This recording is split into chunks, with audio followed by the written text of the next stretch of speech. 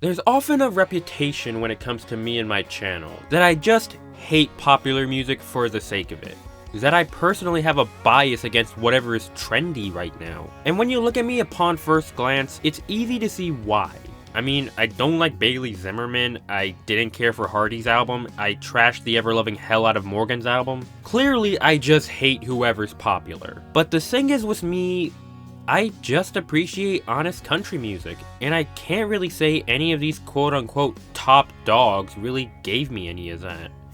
Bailey Zimmerman is completely the result of careful marketing to capitalize on the younger audience. Hardy's album perpetuated a false narrative trying to appeal to an edgier one, and Morgan's tried to be all things to all people and left me entirely dissatisfied with the exception of a handful of songs. When it comes to me and casual country, I just want something universally good, approachable, and down to earth. Look at Ernest's album. I wholeheartedly enjoyed 2 Dozen Roses for its emphasis on who exactly Ernest is and strives to be. A man seeking to make cool fusions of different ages in country music. Or Drake Milligan's album, which encapsulated every era I adore in the genre. I just want their albums to speak for themselves, lyrically and emotionally. And for Luke Combs' latest installment, Getting Old, I can say he absolutely did that. This is quite possibly the best blockbuster Nashville album since starting over in 2020, offering absolutely everything you could possibly want from Luke Combs and more, pleasing everyone's demands without sacrificing the collective quality of the album. And for some, this might be surprising how good this record actually is, but for someone who saw Growing Up was his best album before this,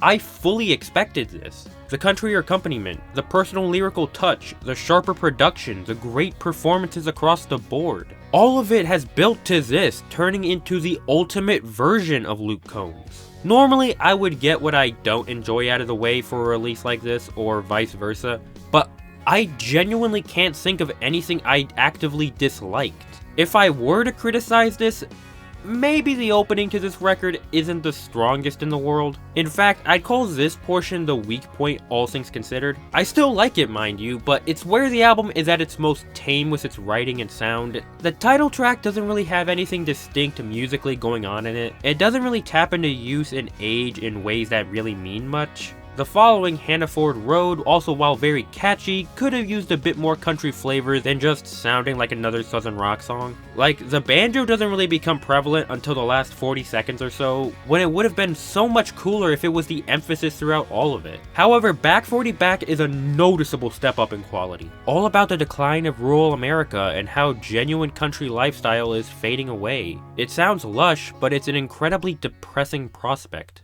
It's an album that never feels intrusive and feels incredibly balanced with its mixing. You Found Yours feels like a 2000s country radio song and feels as cheesy as they were in a good way. The melody definitely could have been more creative than it was though. Meanwhile, the obscure country instrumental palette that would be on Combs' previous few and far between tracks is now given the center stage. With many musical phrases carried by steel and fiddle, The Beers, A Band and the Barstool is one example, with some lush mandolin playing across the track, or 5 Leaf Clover's Irish reel-inspired lick. There is more steel, mandolin, and goddamn fiddle across this album than the past 3 Combs albums combined, and it's such a sight to behold. Combs' catchiest songs are on this record, the way Still builds and builds with its melodic phrase is irresistible, similar with 5 Leaf Clover, and what makes me appreciate Combs' performance even more is that he performs many of these songs in character.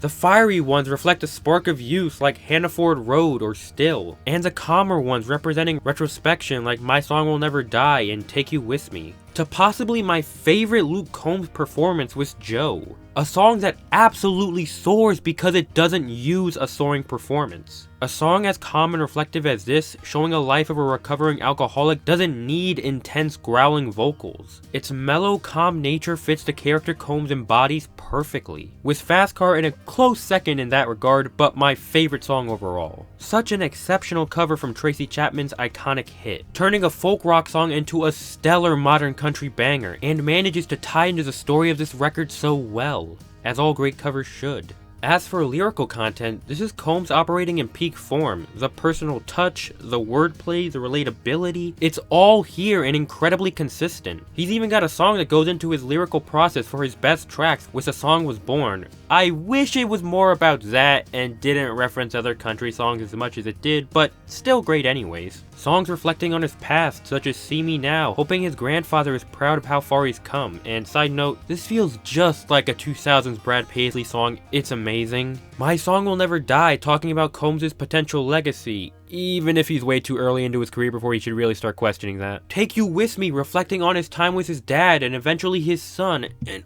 it's so satisfying with the mandolin in the background. Fast Car doesn't count for this, but it's lyrically stellar, as is most of Tracy Chapman's work. Hell, even songs that shouldn't even really be on this album for how inherently wacky they are exist here, and I couldn't be happier. Fox in the Hen House is immensely satisfying, and upon first glance, you think it's straight up about a fox, but pay a little more attention and it looks like he's going after something a bit bigger. The best lyrical performance, however, is definitely the final song, and it's perhaps Luke at his most vulnerable. Sure, this is a 1000 song talking about how the tour life sucks, but none really leave you with a pause like this one does. Because by the bridge and final chorus, it questions if the superstar life is genuinely worth it because Combs will eventually be cast aside. What's the worst in being this person if you inevitably lose what means the most to you in the end? It's a question I doubt either the listener or Combs has a solid answer for, shifting from the part we don't know about to the part Combs doesn't even know. It's a tough pill to swallow, but the best ending to any album he's done yet.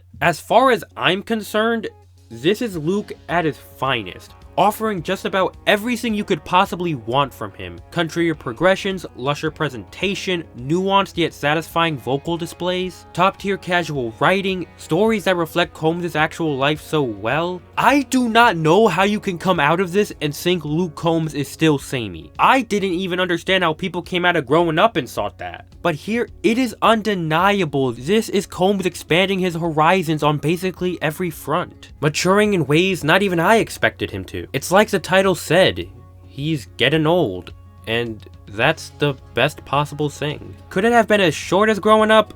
Definitely, I'd cut most of the opening few, but they're still good. This is just sharpening what's already great. I virtually have no complaints and just genuine praise for what is one of the best blockbuster releases out there, and really exemplifies why Luke Combs is and deserves to be the face of country music today. Because that's what he's selling you.